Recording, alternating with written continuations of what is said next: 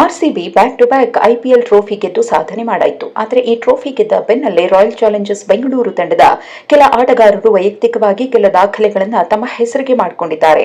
ಆ ಪೈಕಿ star allrounder Krunal Pandya ಕೂಡ ಒಬ್ರು.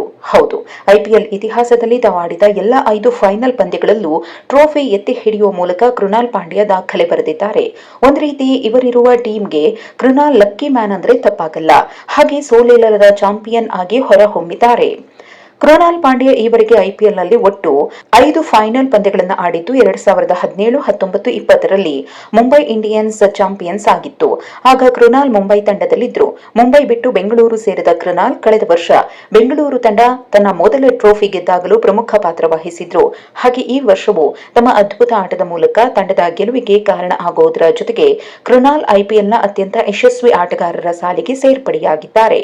ಇನ್ನು ಆರ್ಸಿಬಿ ಟ್ರೋಫಿ ಜೊತೆ ಫೋಟೋ ಸೆಷನ್ನಲ್ಲಿ ಭಾಗಿಯಾದಾಗಲೂ ಆರ್ಸಿಬಿಯ ಇತರ ಆಟಗಾರರು ವಿಕ್ಟರಿ ಸಿಂಬಲ್ ತೋರಿಸಿ 2 ಕಪ್ಗಳನ್ನು ಗೆದ್ವಿ ಅಂತ ಸೆಲೆಬ್ರೇಟ್ ಮಾಡ್ತಿದ್ರೆ, ಕೃಣಾಲ್ ಇದು ತಮ್ಮ 5ನೇ ಐಪಿಎಲ್ ಟ್ರೋಫಿ ಎಂದು ಸಂಭ್ರಮಿಸಿದ ಕ್ಷಣ ಕಂಡುಬಂತು.